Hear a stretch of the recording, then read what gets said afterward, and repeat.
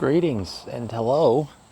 My name would be Stephen French, and this would be God's autobiography. I tried to make this video a while back, and I recorded for too long, and the camera stopped recording. So we're going to try again. But just about 2 years ago, pretty much today, I think yesterday or the day before might have been the start of it, my life went on a better journey than it had been going on for quite a while, and I'm still more or less on it. Probably more than less. So about 2 years ago, August 2017, caught wind that there was a full totality eclipse popping up in the United States. And I was also gearing up to move out to Colorado. I had just been a few months out of a relationship in which the breakup put me in a pretty awful spot. And I had a lot of learning to do as a result. So me and two good buddies drove out to Colorado. This is just kind of as quick as I can, a summation of these last 2 years, now that I've been doing this for a bit. So we drive out to Colorado, we do some pit stops in Kentucky and in Kansas, met up with a few trickers, had a few good times along the way. We get to Colorado with a couple days to spare, and we drive up to Wyoming to go camp out and enjoy the solar eclipse. We get there the night before. The stars are, at this point in my life, top 3 stars I've ever seen. It still is, but I've added more to the list, I guess. Camping out was great. Seeing the eclipse was phenomenal. One of the neatest things I've ever experienced. It's my first encounter with psychedelics, which was pretty awesome and put me onto another pursuit that is parallel to this journey. But we're there, the adventure has officially begun, and we're having a crazy good time. I had moved out to Colorado with not like an entire promise, but a pretty promised opportunity at a job. I had quit working at Best Buy here on Long Island, and I was being set up to transfer to a Best Buy out in Colorado. I actually just went through my old voicemails, and from 2 years ago, I had a voicemail from Best Buy about this conversation. It was pretty funny to remember. But when I get there, and I have an interview on the phone and in person, they tell me that they are okay with me being full-time, they are okay with keeping my pay, and this was a 5-mile bike commute, so I could handle it. It was shorter than when I taught martial arts before that. So I was pretty set up. I was pretty happy to go. A little while later, like, never mind. We're going to have you occupation seasonal. You're going to get paid less. You don't get full-time. You don't get a bonus. Still bike 5 miles. So I said no. So I just get out to a new part of the country, and I have no plan. I started doing a little bit of work as a valet parker, and that was kind of a sketchy thing for me, so I didn't do that very much. And I landed on a job at a Ross working in the warehouse. Very soon after, I get... I have a bill to pay for my student loan consolidation, something I thought I was pretty lucky to get into. And I had one more payment, and I needed to defer that because I was getting paid. Now with all this new financial struggle, I was getting paid a couple days later. Figured it'd be no problem. Like, hey, can I defer this payment by a couple days? Expected yeah, sure, why not? And then carry on from there, finish that payment out. But the woman on the phone said, there are no payments. What are you talking about? And I said, I've given you guys $750. What are you talking about? So she was concerned that I might be a victim of credit card fraud. She told me what to do. I hit up Chase Bank. Chase is like, hey, you're a victim of credit card fraud. Here's the money back. Hold it for 48 hours, and we'll verify that this is fraudulent. Pretty sweet, especially given the predicament of not getting a job right when you get somewhere new. So I use that money for rent. I use that money for food. I use that money for survival in the next week or two to come, until I wake up to an alarm because my account has now hit a negative 600 because Chase decided to say, oh, wait, never mind, that wasn't fraudulent. Give me that back. And I'm still dealing with it.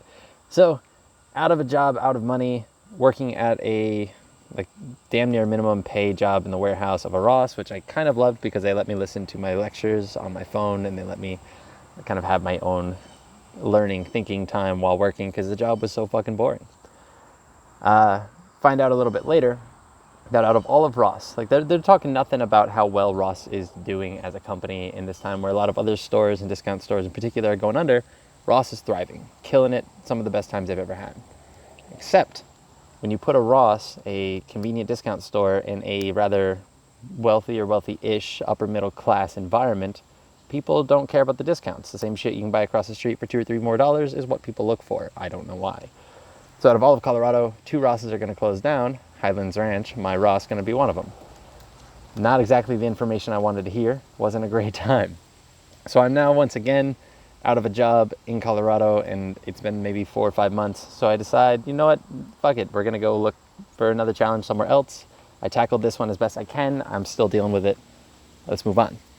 So I go down to Arizona. I call up my buddy and I said, hey, I'm on pretty much the West Coast. I'm going to be going back to the East Coast, and I want to take this opportunity to see you for a week or two. He says, hey, just move in. We've got an extra room. Don't worry about rent until you find something.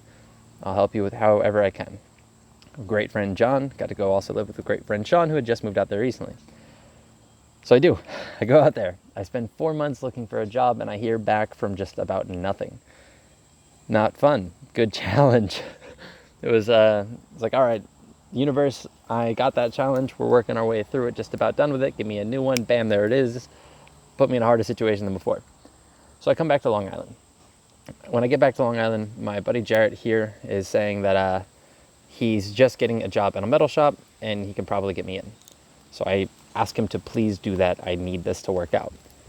Find out later from another friend that he doesn't feel good about asking them to hire me because he knows that I'll be leaving at the end of summer, which is retarded because you could just tell them, hey, I have a friend who's interested who will be leaving at the end of summer.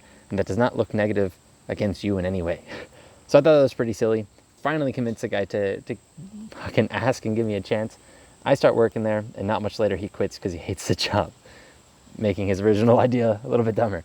But I'm extremely grateful that I was able to convince him to help me out. I got the job. I had it for the summer. They were keen on me leaving at the end of August. Great job. They said when I come back, well, he'll try to find a spot for me. A little bit of foreshadowing.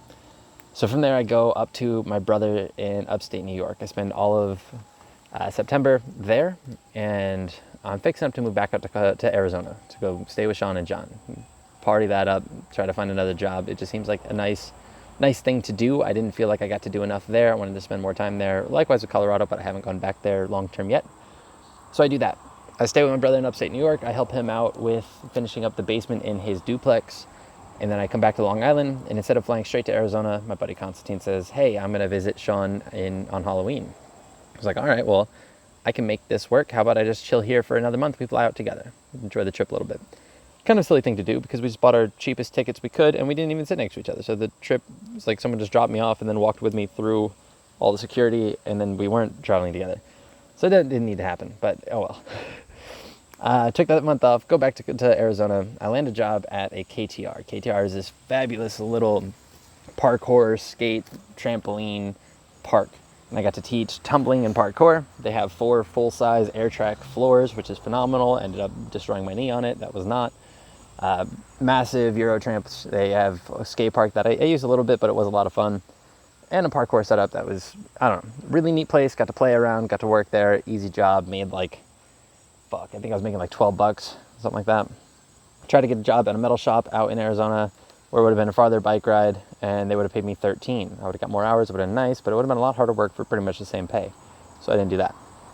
So I worked for KTR, eventually worked a little bit for Lyft, rented a car through Lyft, just about worked enough to pay off the car payments, and then didn't use the car for anything other than Lyft driving. So that was kind of retarded, but it was a good little challenge. It worked out pretty well. I start gearing up my ideas on when I'm going to leave again. I had already told KTR, because I'm honest with my potential employers, that like I will be here for a little while. I don't plan on settling or staying anywhere anytime soon. They were keen on it. Ended up leaving a little bit earlier than I had expected to, but then I didn't. So I quit that job and I didn't leave. And then my wallet was stolen just around that same time. So I didn't have a license on me, and I didn't want to push the idea of trying to drive without a license on me. It was an out-of-state license. I know I could drive. They could pull me up on a computer or whatever, but I figured it was easier to not. I couldn't renew the license because I was in Arizona and it was New York based. I didn't know where my legal residence was anymore, so I didn't even know what to do. And also on my birthday of 2019, my license was going to expire, so I needed to do something else anyways. Whole bunch of jumbling around.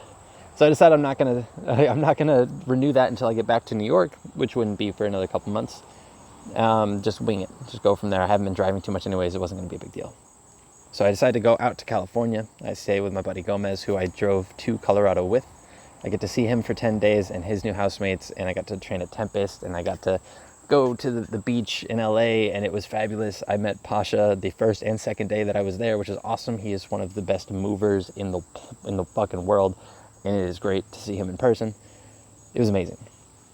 From California, I fly down to Georgia, where my dad has been for a little over a year. He's gone down and started up another construction company, this time fully on the books, so they can use it to do some adult stuff with their house and making their payments more affordable.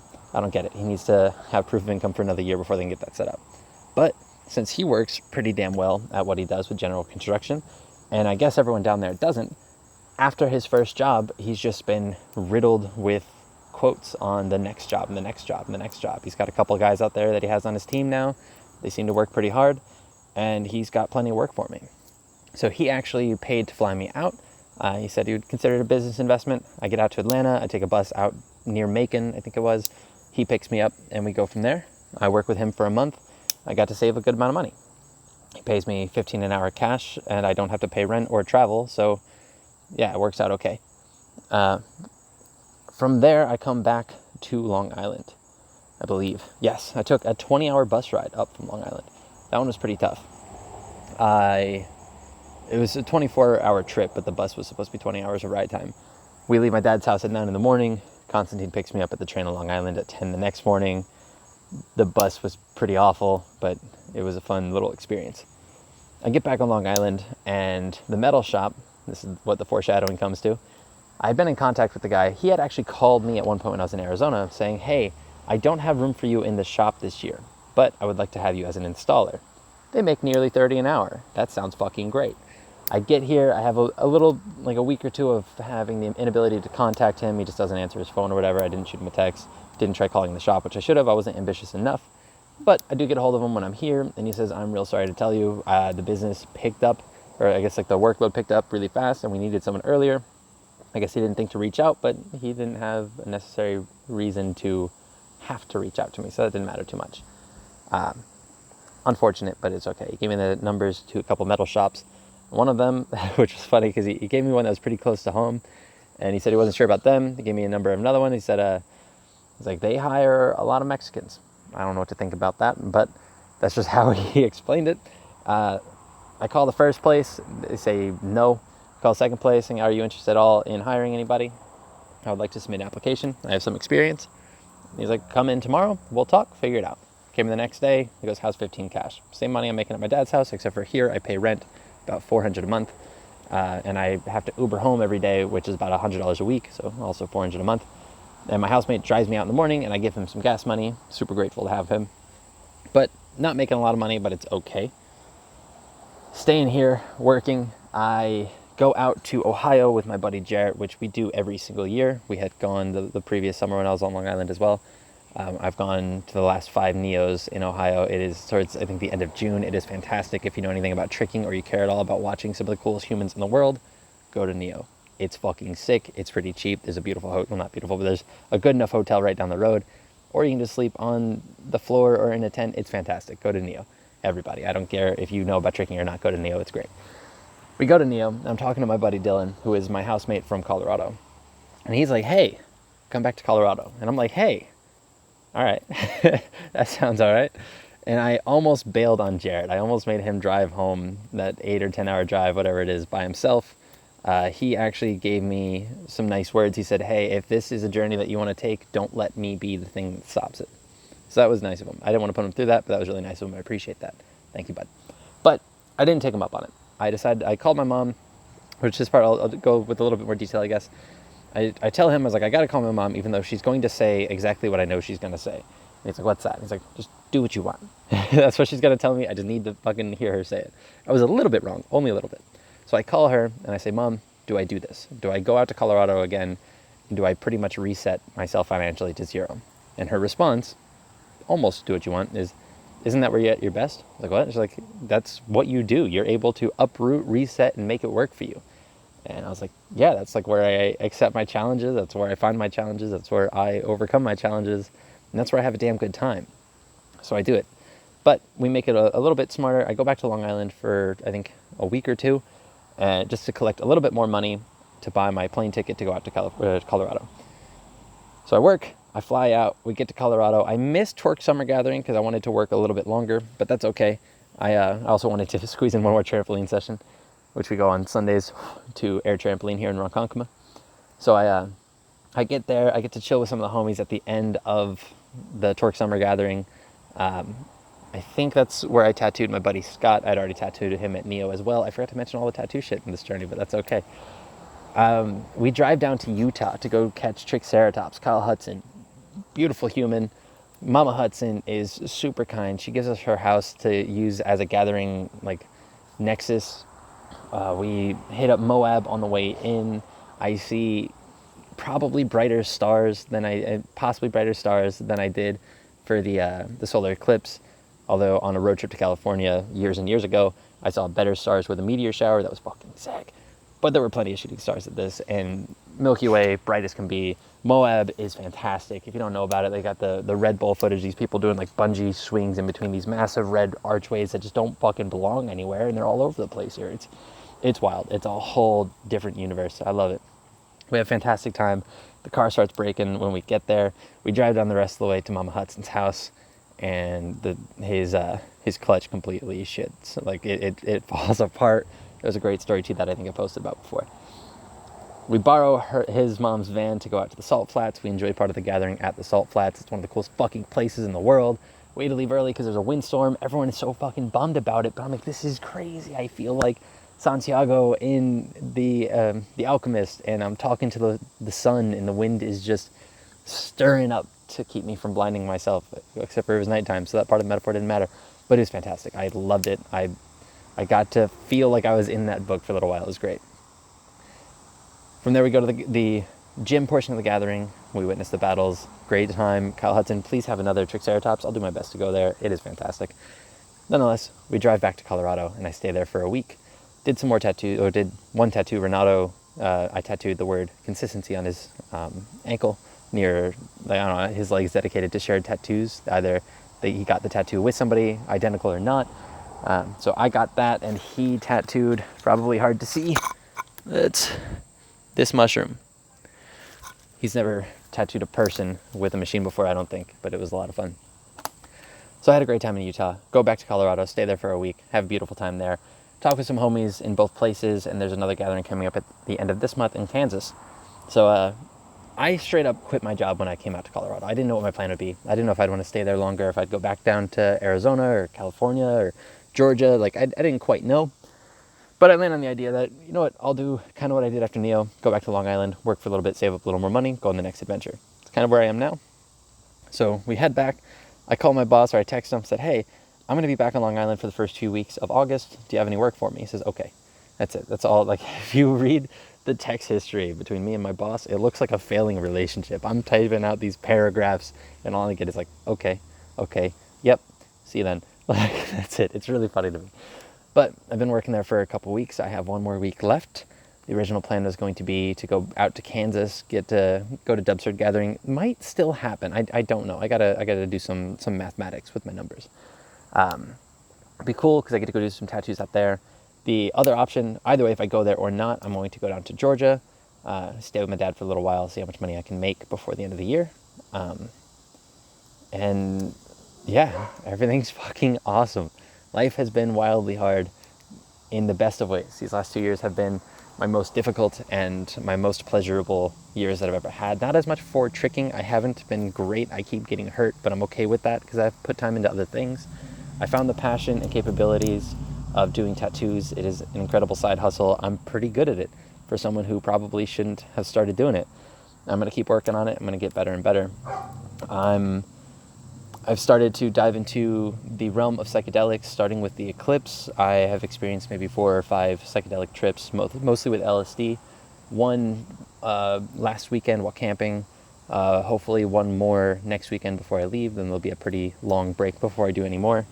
In my last trip, have realized that I'm good at things. Like, I'm particularly art. Like, I can draw now. I can design, which is something that I've always told myself I couldn't do, to create my own unique pieces of art. And I can do that. I can do it pretty well. I learned confidence, pretty much. I learned that I can't appreciate anything enough, and that is a beautiful thing, because it means I can always keep trying to appreciate things more. Like all of these adventures. I don't know. This life is fantastic. This life is long as fuck. It's also short relative to everything else, but experientially it is incredibly long. There are so many things I can do, so many things that I haven't done yet, so many things that I will do. And if I don't get to finish all of them, that's okay. That's how the game goes. But I'm off to Georgia soon. May or may not go to Kansas first. I'm going to come back to New York in November for one of my oldest friends' weddings, see some family, and either go to Thailand or Colorado, maybe California again. I don't know. I don't plan things out. I don't want to plan things out. I have a long-running 10-year plan where in 10 years I see myself somewhere that I could not have predicted today. And I'm going to keep living that way until my life decides to write a different chapter. But that's what this is. This is my catalog of chapters. Maybe someday I'll go back and consolidate them all. But thank you so much for watching. My name is Stephen French. This is my journey. This is God's autobiography. I don't share these. I just post them so one day I can go back and see them again. But if anybody's interested in watching them, I would love to hear what you think about it. Even if you don't like it, just if someone wants to talk to me. I'm here. Peace and love. Yipcha Nipna.